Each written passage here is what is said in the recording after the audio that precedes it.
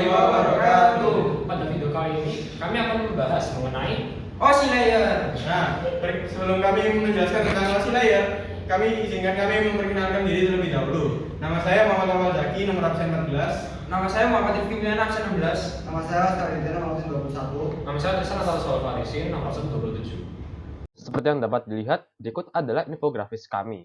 Dan sebelum kita membahas lebih lanjut mengenai apa itu OSI Layer, mungkin alangkah baiknya jika kita terlebih dahulu membahas apa itu model OSI. Jadi, OSI adalah singkatan dari Open Systems Interconnections, yaitu semacam model jaringan yang menstandarisasi bagaimana telekomunikasi dan berbagai komputer dapat saling terhubung. OSI juga menjadi referensi dari berkembangnya berbagai model jaringan ke depannya, seperti TCP yang sangat populer digunakan. OSI dibagi menjadi 7 layer atau lapisan. Yang pertama adalah application, yaitu memproses data dengan header berdasarkan protokolnya. Application berfungsi sebagai antarmuka atau interface dari user atau pengguna dengan suatu sistem komunikasi.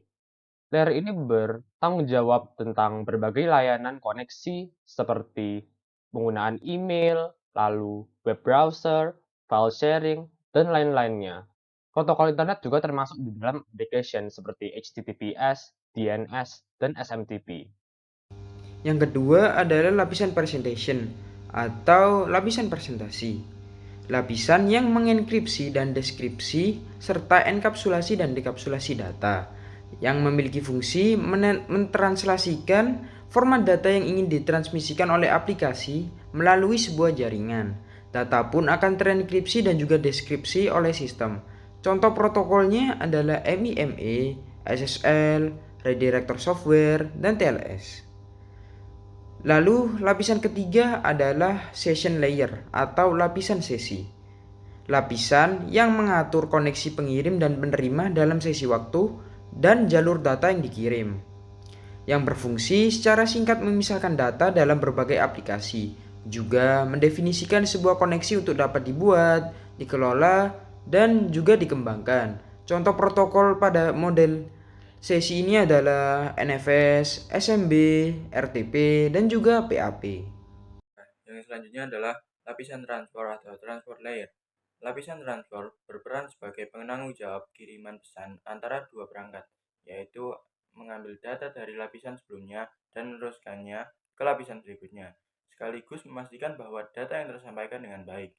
Lapisan ini juga bertanggung jawab mengendalikan alur komunikasi antara dua perangkat yang kecepatan internetnya berbeda agar dapat saling mengoptimalkan.